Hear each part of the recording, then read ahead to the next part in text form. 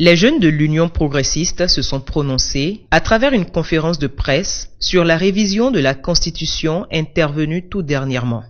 L'objectif de cette conférence de presse est de vous montrer qu'en réalité, qu'il n'y a pas péril en la demeure. De vous montrer qu'en réalité, que les points révisés sont des points consensuels. De l'abolition de la peine de mort en passant par la discrimination positive en faveur des femmes, la reconnaissance de la chefferie traditionnelle et la mise en place de la Cour des comptes, les conférenciers ont partagé avec le panel de journalistes les innovations apportées au test de 1990. Vous savez l'importance qu'une Cour des comptes a au sein d'une république. Garantir les comptes de l'État, veiller à l'intégrité, au suivi des comptes de l'État. Et cela est très important. Le mandat présidentiel n'a pas varié. Il est toujours de 5 ans renouvelable une fois, avec l'innovation où cela a été davantage verrouillé, parce que désormais, il n'y a plus de polémique à avoir. Il n'y a donc plus de doute à avoir quant à ce que un chef d'État peut, après avoir fini ses 2 mandats, espérer revenir un jour. Il poursuit son développement en soutenant ce qui suit. Aujourd'hui, un consensus est né et ce consensus vient par l'alignement des mandats pour pouvoir permettre d'ici 2026 la réalisation des élections générales. Ces élections, évidemment, sont une aubaine pour nous. Aubaine parce que cela fait des économies à l'État. Parce qu'au cours d'une année, on va essayer de régler toutes ces questions-là et les années qui suivent, pouvoir s'occuper des questions de développement, des questions de santé, des questions d'éducation, des questions d'investissement, des questions d'économie.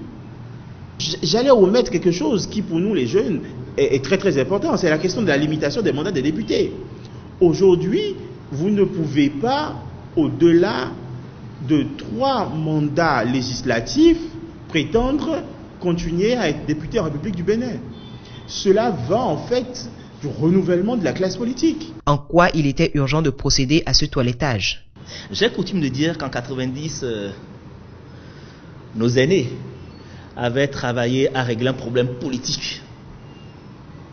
Et la constitution issue de la conférence nationale de février 90 était une constitution politique. Il est temps, 30 ans après, que nous pensions au développement. C'est heureux aujourd'hui, le Bénin va devoir se passer d'une constitution taillée sur un modèle occidental.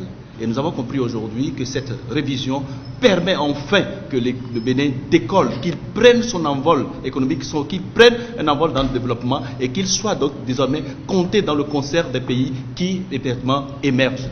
Je voudrais appeler les uns et les autres à prendre de la hauteur et de s'appesantir sur le fond des modifications qui ont été apportées. Prendre les modifications une à une et de voir si ces modifications sont des modifications égoïstes et personnelles. Est-ce que ces modifications vont à la faveur de Patrice Talon? Nous tenons quand même, sans vouloir jeter des fleurs au chef de l'État, féliciter le président Patrice Talon pour son courage. Parce que ce n'était pas gagné d'avance. Le féliciter pour son courage et lui demander de continuer. Parce qu'un réformateur est toujours incompris. Il sera incompris. Il le sera davantage. Présent à cette conférence de presse, le directeur général du Fonds national de développement et de promotion touristique a tenu à se prononcer sur l'opportunité de la révision. Nous pensons que ce qui vient de se faire là, c'est de l'inédit et c'est une révision, je vais abuser un peu, c'est une révision progressiste puisque ça permet de développer notre nation. Il y a beaucoup d'innovations qui forcent l'admiration et qui sont des innovations de nature à favoriser la stabilité politique, la stabilité économique et surtout à préserver le denier public. Fiers de nos héros déterminés.